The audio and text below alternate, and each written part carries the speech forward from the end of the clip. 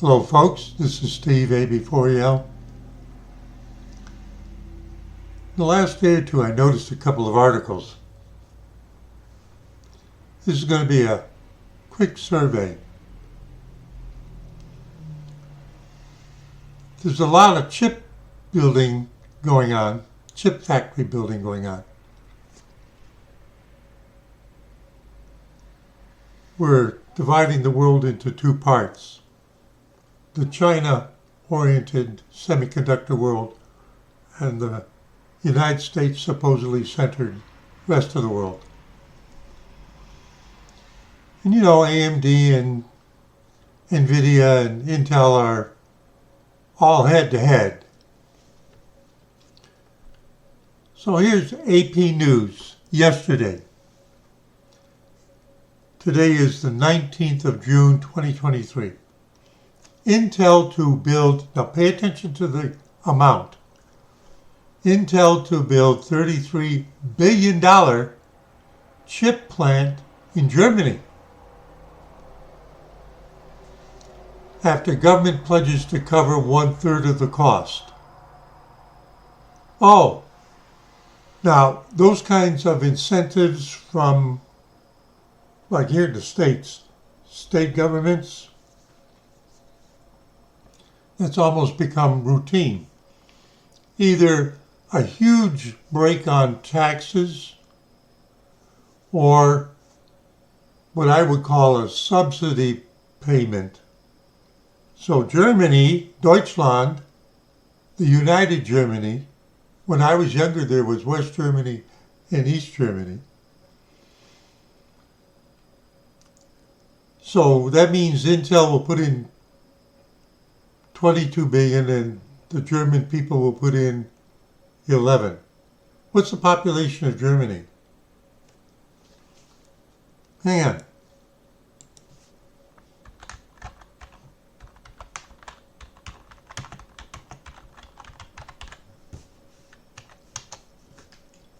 $83 million. Okay, that's not too much per person. Per person.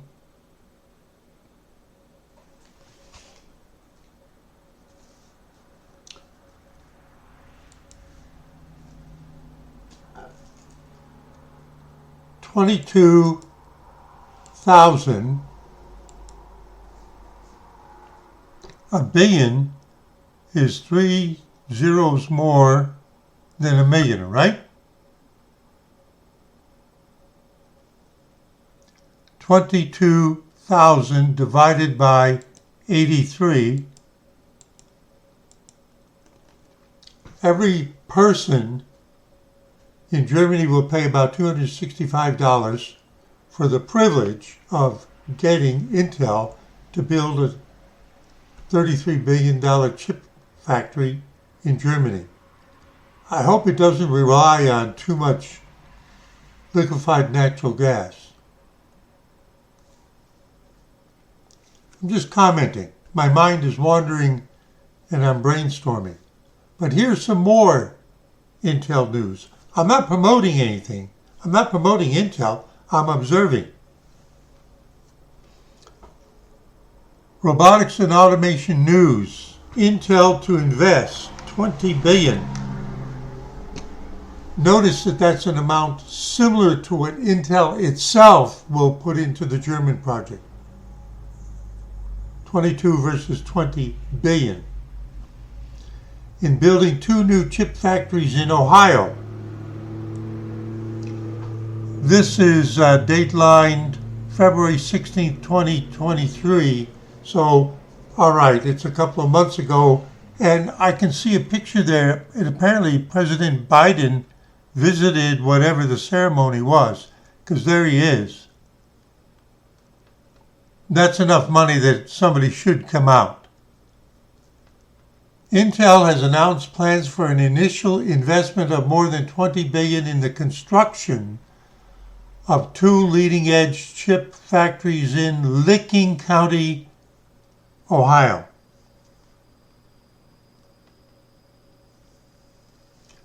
It's expected to create 3,000 Intel jobs. 7,000 construction jobs over the course of the build, and support tens of thousands of additional local long-term jobs across a broad ecosystem of suppliers and partners. Intel pledged an educational thing. Yes, and President Biden was there. So I'm just looking, and I don't see them mentioning anything about how much Ohio is going to give on its part. Oh, wait a minute. You know who I want to talk about next, don't you? June 18th. Oh, that was yesterday. Oh, the same day as that other announcement on AP about Germany. Reuters, yesterday, Intel to invest $25 billion. Wait a minute, how many people are in Ohio? We know there's 83 million approximately in Germany.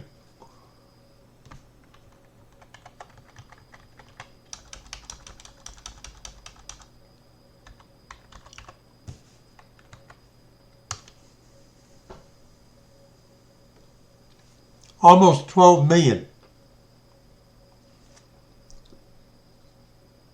If there's any easement, monetary easement to Intel, the rate per citizen of Ohio will be at least similar to what the German citizenry each are going to carry. Nonetheless, but then we're talking about this. How many people in Israel?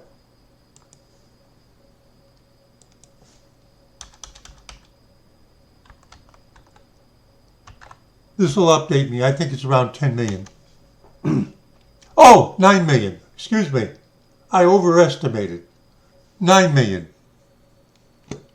As of Monday, June 19th, 2023. UN data prediction.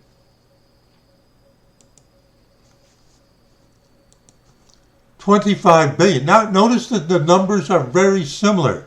So altogether, Intel is, if they've got one more deal like this, it'll be $100 billion. Where do they get that? Together, this is approaching, well, I don't want to say 70 billion because there's 11 billion that the Germans are going to kick in. It's still a big number. But why would Intel go to Israel? Now, I know the answer. Why would Intel go to 9 million people? What's up? Intel to invest $25 billion in Israel factory in record deal, the Prime Minister says. Date is June 18th. New factory in Israel. Largest ever international investment in the country. It'll be in Kiryat Gat, that's near Tel Aviv. Due to open in 2027, that's a similar time schedule for Germany and Ohio. Now, but notice they word this a little differently. I wonder if they had a different kind of contract. To operate through 2035 at least, and employ thousands of people. Well, that's just like the other places.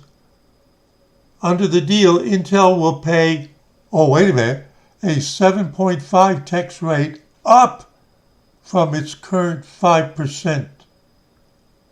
They even agreed to more taxes? Those other places to get Intel had to give them $11 billion. And they're going to get more taxes?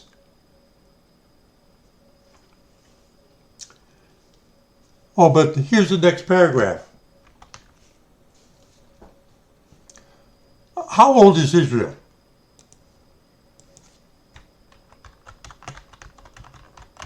(1948), but I can't do it in my head. Oh, look at that. How old is Joe Biden?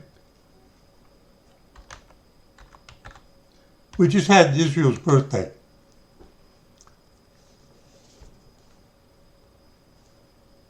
I say, how old is Israel? And they don't say directly. What's the matter with that? All right, let's figure it out. 1948 to 1998 is 50. Oh, 75 years old? Almost as old as Biden.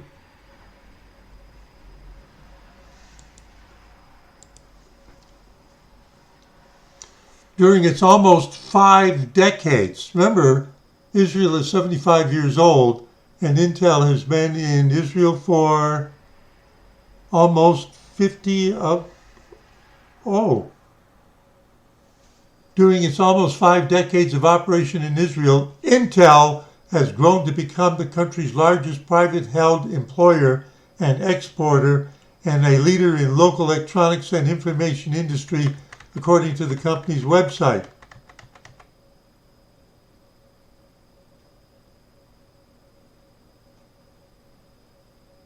What's Israel got that they can do that? That we don't have. Now, the German news item and the Ohio news item aren't going to mention anything like the next thing I'm going to show you.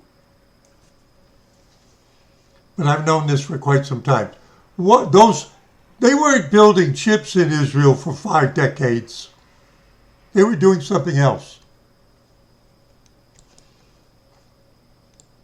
They were designing the CPUs that Intel is known for. That's right. Most of the design, not all, most of the design of that long run of CPUs, Israel. Intel officially launches most significant chip lineup sired in Israel. The data on this is end of October 2021, year and a half ago. Semiconductor's giant new offering includes world's best gaming processor, over 1,000 Israeli engineers in a population of 9 million.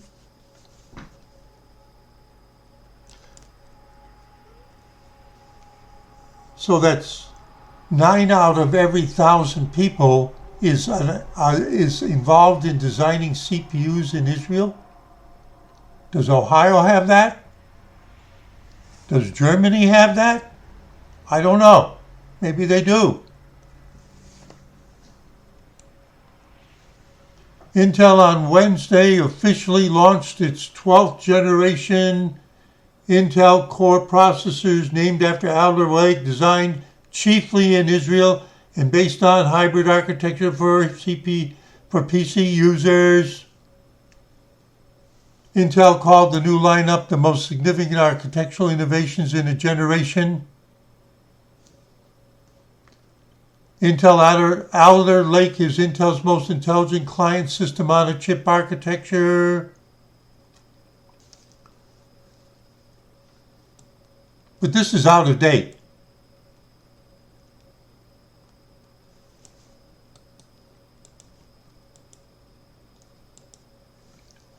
There's part of the team that says Intel, then they've got, why don't they have it in Hebrew?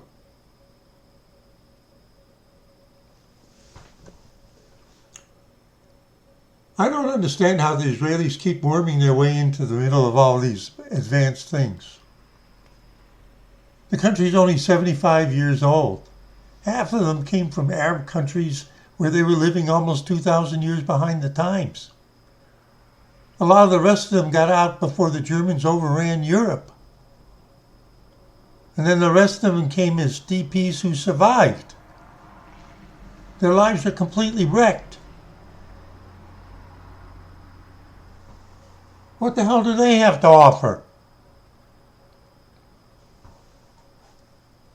Brains, I'm guessing.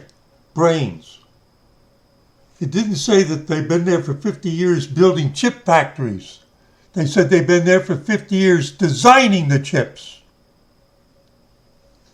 By the way, this is not news to me. I learned about it when I was working for that internationally known, internationally operating IT company. Because I was in contact with some people there that worked for Intel.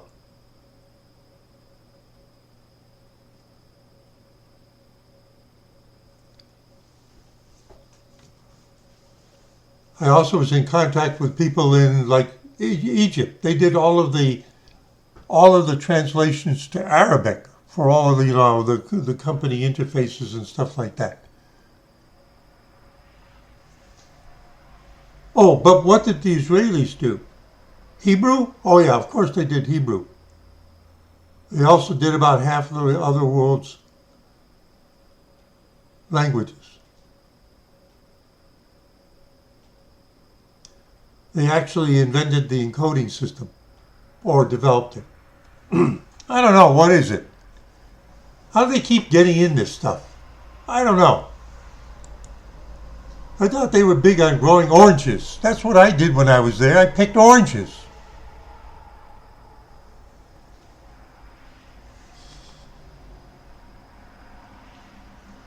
I'm going to admit it. All right, I'll tell you a little background. I've told the story. My good twin has told the story.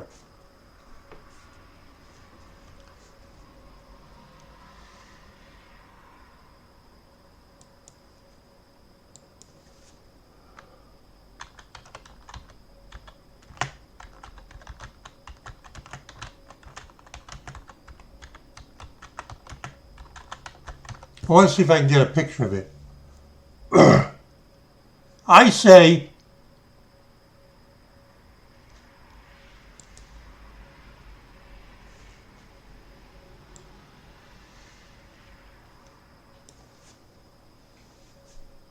hang on.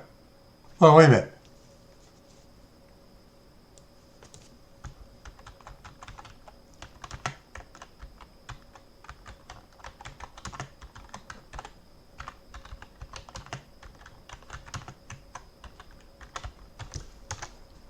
General chemistry textbooks from 1960s.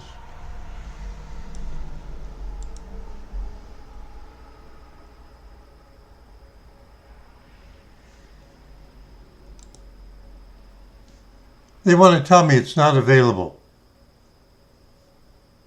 What's the matter with the search engine? It's become so absolutely stupid. It can't remember anything beyond a year ago. Look at what the question was. General chemistry textbooks from the 1960s.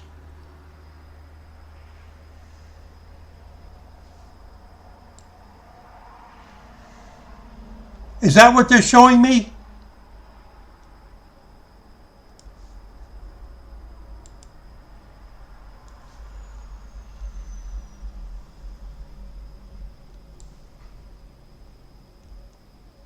Is that what they're showing me?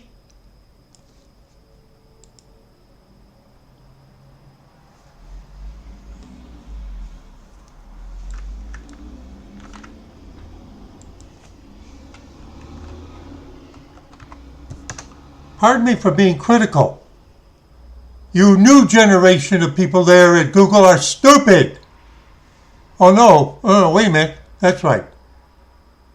People's attention spans are so short they have to watch TikTok. Pardon my ranting. Let's see what happens with the Amazon search.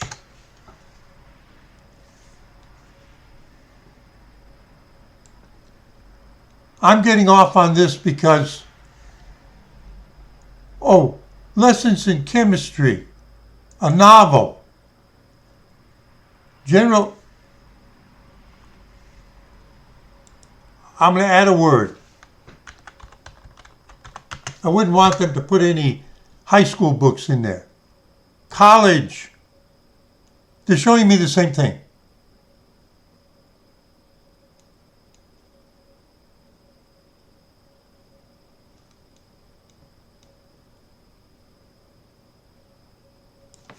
Let's pause. I'm back. Let's change this to calculus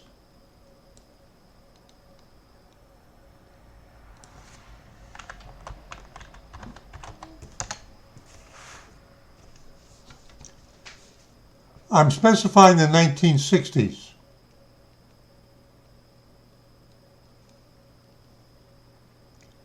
They don't want to pay attention to that. Let's try the Google search again.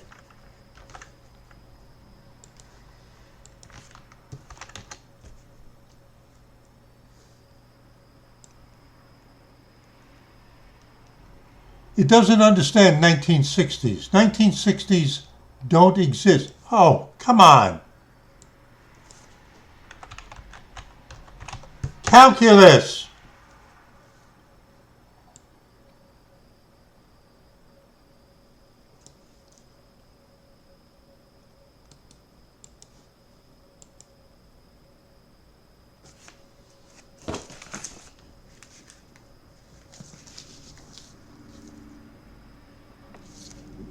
Calculus and analytical geometry.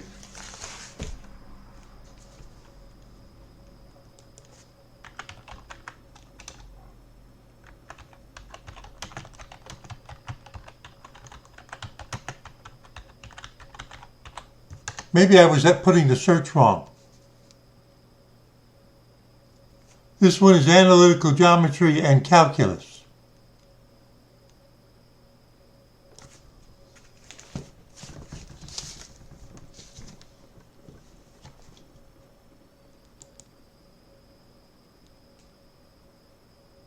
$20, good condition. It's the one I learned from.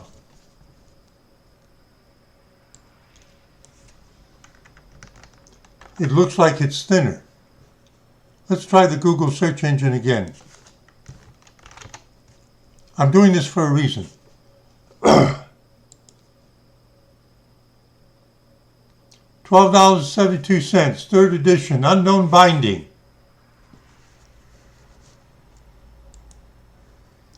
I guess I should have done that. They don't have a proper picture of it. Why am I... What year was it published? What year was this book published?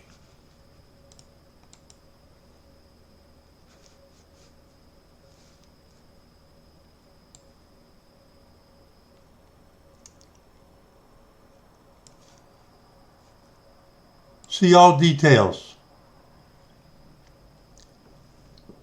Bestseller rank, number 3,427,903.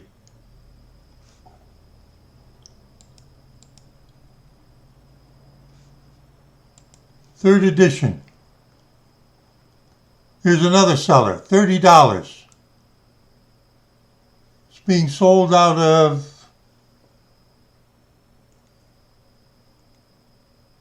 It's given another currency, but it's in Tucson, Arizona. Third edition, 1960. Now, why did I go through this? When was I in Israel? When I met a certain person.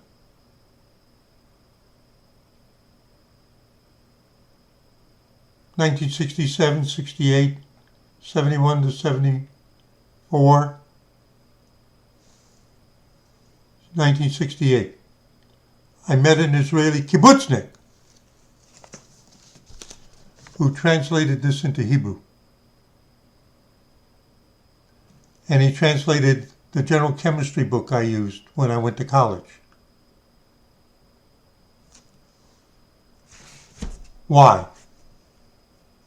So that more Israeli students could more easily learn the subjects. Because up until that moment, they had to read the book in English.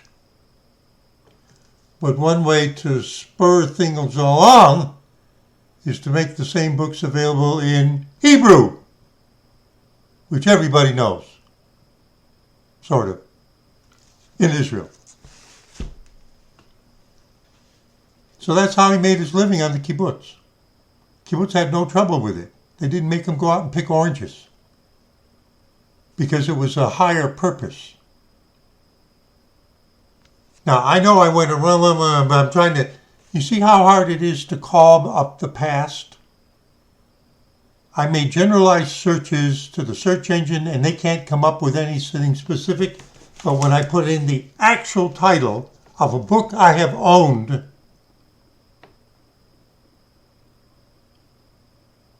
for 70 years, no, 60 years, for a book I've owned for 60 years. They know what it is and they're selling them on eBay.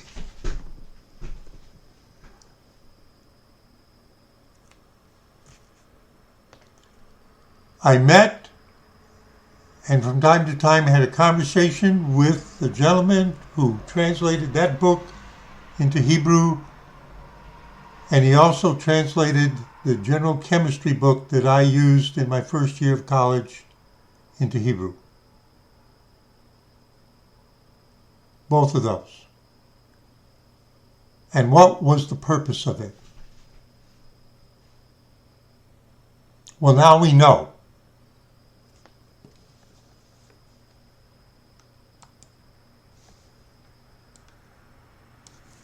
Because if he hadn't done that, think of the United States, think of other countries, think of Brazil, think of Nigeria, think of Okinawa, think of Java, think of Indonesia, think of Egypt.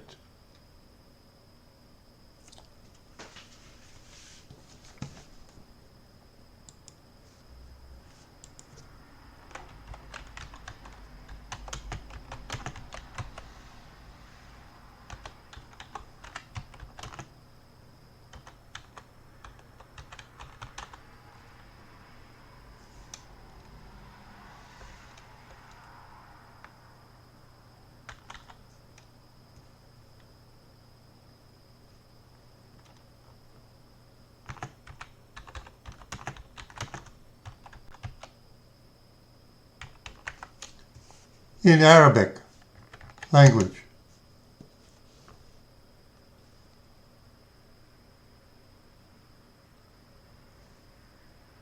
I'm asking you, does it exist in Arabic?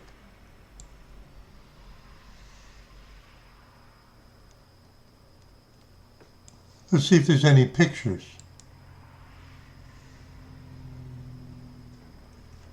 None of these. Oh! Look at this one. Look at this one. This is in Arabic. This is beautiful. I've never seen this before. This is beautiful. Let it come up. Come on. Come on. You can tell this website isn't called on very often.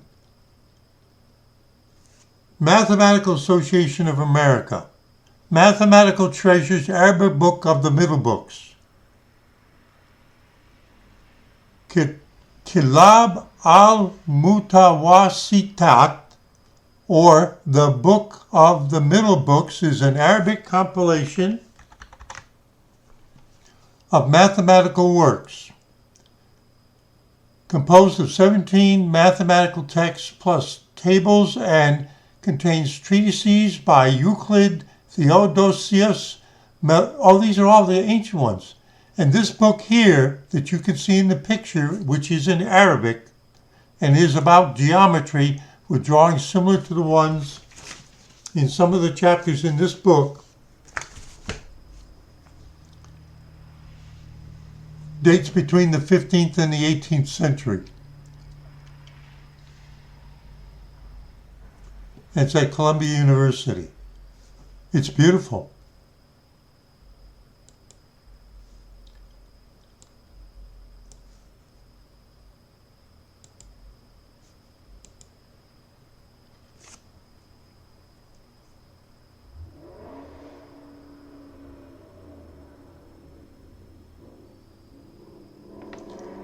It's the same thing, and they obviously have a PC working in the closet. And this was on a different external hard drive, and the delay was how long it took for the hard drive to be woken up and start spinning. Yes, really. Euclid's Elements printed in Arabic. So Euclid was a Greek mathematician. That would be over 2,000 years ago. And it was translated into Arabic and first printed. See, the other one was handwritten text. The one I showed you, I can tell by the style. The first printed Arabic version of Euclid's Elements was in 1594 by the Medicean Press in Rome. It was based on an earlier 1260 manuscript by Nasir al-Din al-Tusi, a well-known and influential Persian, not Egyptian, not Saudi Arabia. Oh, who's in the headlines today? We have hypersonic missiles that can destroy Israel, announced this past week. They're going to hit the Intel factory straight on, as soon as it gets built.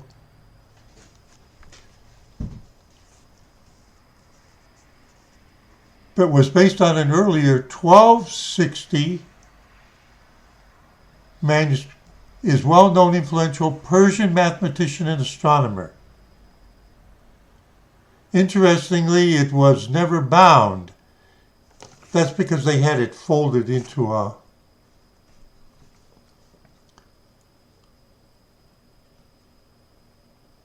It is possible for readers to see what a book purchased in the 16th century directly from the publisher would have looked like with its folded, unstitched, cut sheets.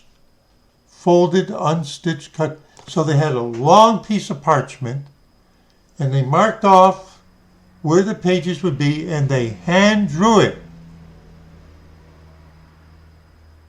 I think that's beautiful. But you notice that what's coming up for the Arabic-speaking world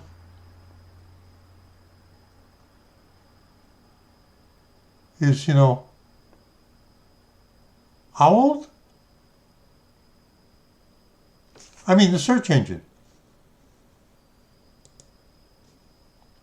And we had to do it with pictures, so I could pick them out. Oh, wait a minute. Oh, this looks familiar. Let's see what this is.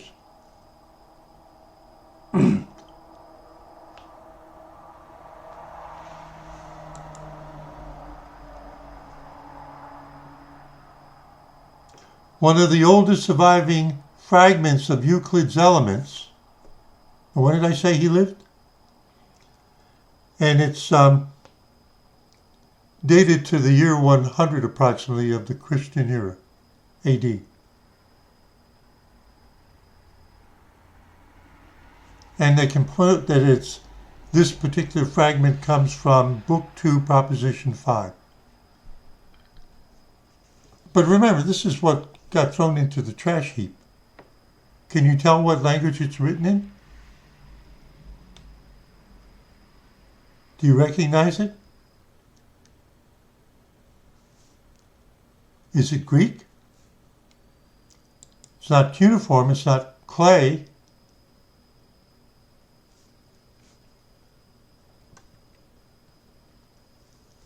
Let's see where it's the name of the place. Oh, it's Egyptian!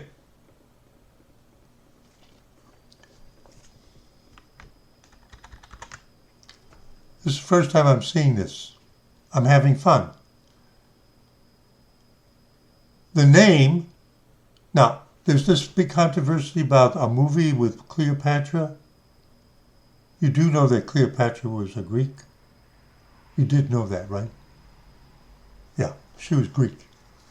Oh, you mean the Greeks ruled Egypt at a certain time? Yeah. Oh, so the name of the place, which is in Upper Middle Egypt, adjacent to the Nile,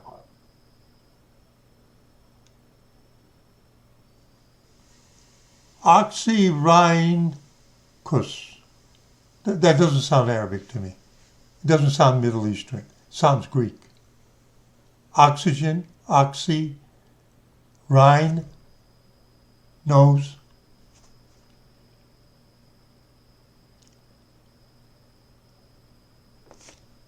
The history. So who was in charge in the Ptolemaic? That was 332 BC. The Roman era was from 619 to 629. The Arab came after 600. So if this is dated, if this manuscript is, now where is it? If this one is dated to the year 100 AD, that's Greek writing from back then.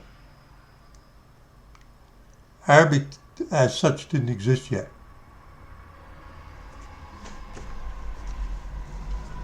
See, I just let my mind wander.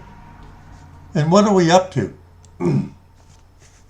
How did they get to do this? How did they get to do this? How did Israel get to start doing this 50 years ago?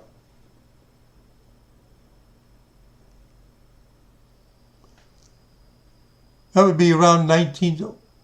Oh, so they probably came to Israel right after this 1973 war. I was there for the 1973 war. Because they say almost 50 years. It's 2023. So that puts it in the second half of the 1970s. So Israel comes to... When did Intel...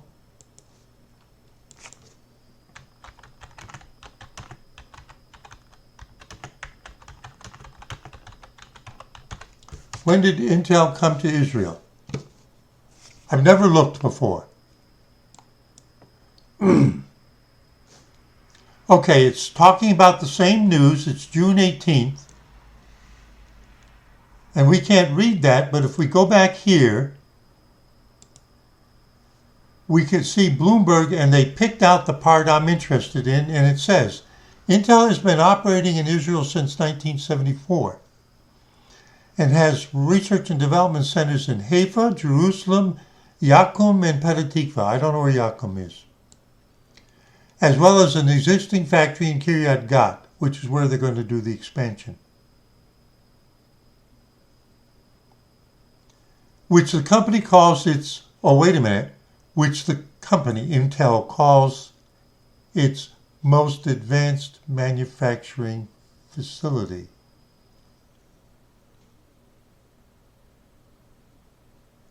Oh, I thought all the really advanced stuff was in the United States or in Japan or in Taiwan. No, it's in Israel with 9 million people. How'd that happen? I'm interested where Yakum is.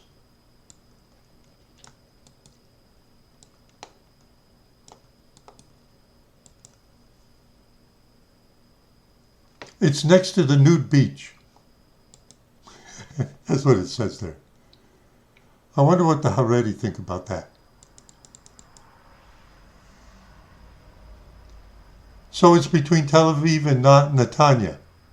Oh, I was just mentioning that area in another episode. How there's still some farmland in this area. So they've got something going in Yakum. It's not very big.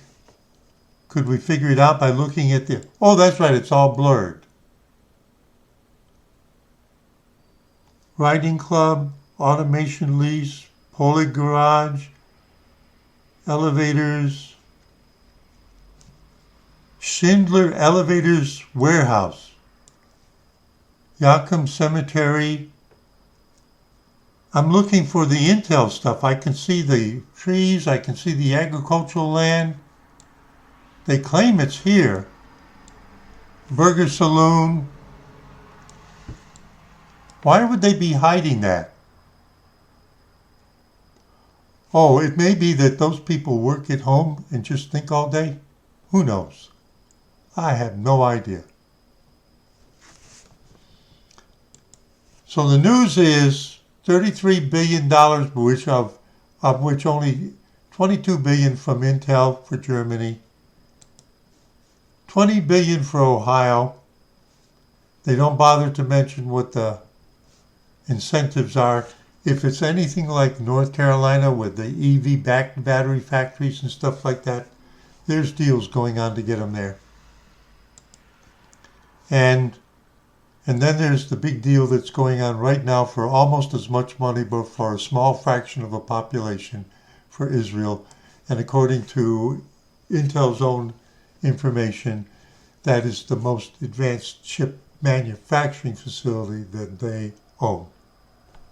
And everybody else is trying to catch up to Israel. Even I didn't know that. Steve AB4, just letting his mind wander and brainstorming. And excuse me for getting upset with the search engines. They're just dumb machines. Look at that. It's all falling apart. Steve AB4, just having fun, brainstorming and letting his mind wander. Saying see you in 73.